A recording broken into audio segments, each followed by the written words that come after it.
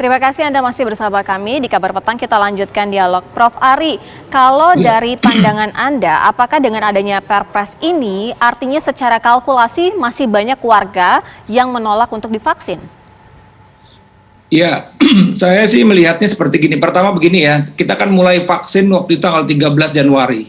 Terus terang itu 11 Januari opini saya mengenai hal ini dirilis salah satu media nasional. Saya juga menanggapi apa yang dikeluarkan beberapa Pemda, salah satunya Pemda DKI Peraturan Daerah Nomor 2 2020 bahwa pasal 30 itu ya berbunyi setiap orang yang dengan sengaja menolak untuk melakukan pengobatan atau vaksinasi akan dikenakan pidana denda paling banyak sebesar 5 juta. Itu rame isunya.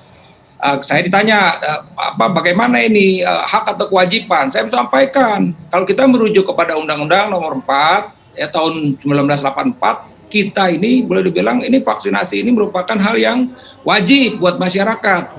Karena tadi kembali lagi tujuan kita adalah mencapai herd immunity ya, herd immunity, dan itu tercapai apabila 70% orang punya kekebalan. Itu bisa dicapai dengan vaksinasi tadi sudah ditargetkan 180 juta. Jadi kalau ada yang nggak ikutan karena berbagai alasan, artinya kalau ada yang tidak ikutan karena menolak bukan karena masalah kesehatan, ini memang ini artinya ini harus memang dikenakan apapun lah namanya begitu. Saya sih terus terang saja mendukung apa yang dilakukan Perpres ini. Yang penting adalah konsistensi tadi, betul. Jadi konsistensi apakah benar-benar ini diterapkan atau tidak. Karena kalau saya melihat sampai sejauh ini, ya ini kan Pak Menteri Kesehatan, memang rombongan pertama ini kan nakes, ya udah bilang hampir, mungkin nggak tahu hari-hari ini nambah lagi ya, sekitar kan terakhir itu sekitar 1.300.000 masyarakat, dalam hal ini tenaga kesehatan, ya tentu bukan saja tenaga kesehatan kalau dia bekerja di rumah sakit, ya mulai dari pimpinan rumah sakit, siapapun yang bertugas di rumah sakit tersebut akan mendapatkan vaksin.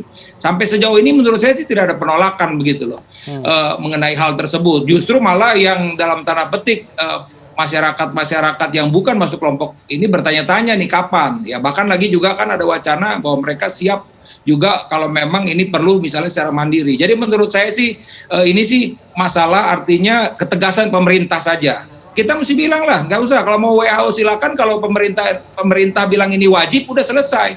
Sekarang masyarakat tuh tinggal ngikut apa yang disampaikan pemerintah, tinggal itu. Coba jangan tadi kita naik turun nih wajib atau tidak, mesti saya sampaikan. Saat ini ya walaupun kita happy lah, artinya jumlah kasus kita ini kan terus menurun ya. Ya hari ini juga terus menurun ya, dari belasan ribu minggu-minggu lalu sekarang sudah di bawah 10.000 terus. Kita sampaikan bahwa sampai saat ini kan sudah lebih dari 1.200.000 orang Indonesia terkonfirmasi positif. Sampai saat ini sudah lebih dari 32.000 orang meninggal di Indonesia ini. Dan saat ini pun kasus aktif itu masih 160.000. Terus terang saja minggu-minggu ini buat kami petugas kesehatan happy dalam tanda petik apa jumlah kasus itu menurun gitu loh. Dan kita berharap bahwa memang bicara soal bagaimana mencegah ini ya vaksin ini salah satu solusinya, walaupun tetap saya sampaikan mencapai 180 juta ini kan membutuhkan waktu. Oleh karena itu protokol kesehatan juga harus benar-benar diterapkan kepada masyarakat. Jadi sekali lagi apapun yang disampaikan yang penting adalah konsistensi dan nggak usah ragu-ragu lagi. Kalau ini bilang wajib udah masyarakat harus ikut. Ya siapa yang tidak ikut ya dikenakan sanksi gitu loh. Jadi dan ini juga artinya gini, ini juga menjadi payung buat Pemda-Pemda. Saya sebutkan tadi Pemda DKI udah mendeklar 5 juta rupiah. Saya termasuk juga memberikan komentar tersebut dan saya bilang saya dukung 100% mengenai hal tersebut. Ya ini karena kita merasakan ya ibu-ibu kehilangan istri kehilangan suami, anak-anak yang masih perlu bimbingan kehilangan bapak. Semua ini problem, ini masalah ini. Jadi saya akan mendukung penuh hal ini begitu. Baik, Prof. Tadi Anda katakan bahwa untuk mencapai 180 juta orang divaksin ini butuh waktu.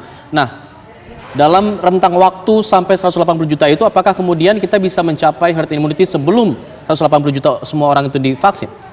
Ya, kan itu tadi saya bilang, dihitung-hitungannya kan 70%. Ya, mesti saya sampaikan deh kepada masyarakat ini, kan kita sudah, tadi saya sebutkan sudah 1,3 jutaan lah ya orang Indonesia. Dan sampai saat ini terus terang saja belum ditemukan efek samping yang signifikan.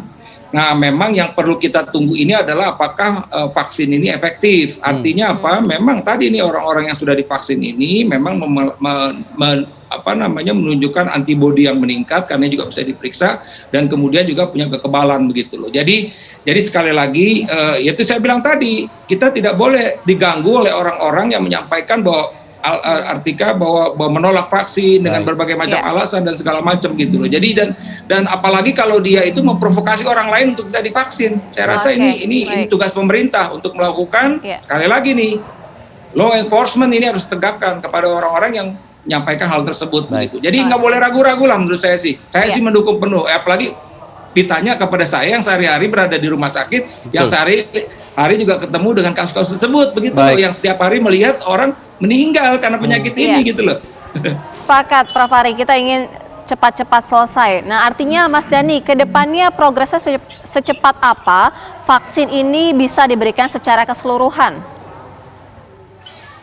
Ya, kalau kita juga melihat ya, mengacu pada Perpres yang baru, Perpres 14 ini kan di situ juga dijelasin bahwa kewajiban negara tidak hanya untuk mendistribusikan vaksin dan melakukan vaksinasi, tapi juga menunjuk BUMN, kemudian badan penyedia. Kalau kita lihat di pasal 4 kan, pasal badan penyedia dari produsen-produsen vaksin. Jadi yang dimaksud itu adalah bahwa BUMN, dalam hal ini Bio Farma dan BUMN farmasi lainnya sebagai importir nih untuk mendatangkan vaksin. Lalu kemudian pemerintah juga menunjuk prinsip atau pabrikasi yang ada di beberapa belahan dunia, di beberapa negara yang memang sudah siap, baik dari sisi prosedur, dari sisi efikasi produk, dan juga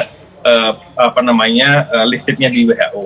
Nah, itu ada kriteria-kriteria yang sudah ditetapkan oleh Kementerian Kesehatan, oleh pemerintah, berdasarkan pada rekomendasi WHO. Nah, itu dipercepat.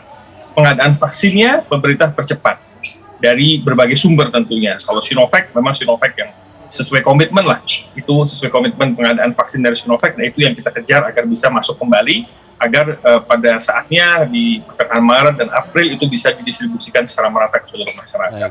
Jadi pemerintah melakukan tidak hanya lobby internasional untuk mendapatkan vaksin, dan juga mempercepat kedatangan vaksin, baik Sinovac maupun beberapa merek yang lain yang nanti akan ditetapkan oleh Kementerian Kesehatan, tapi juga pemerintah berupaya agar yang sudah sampai di sini dijamin efikasi kualitasnya melalui total quality control yang bagus, storage, cold chain yang juga berstandar.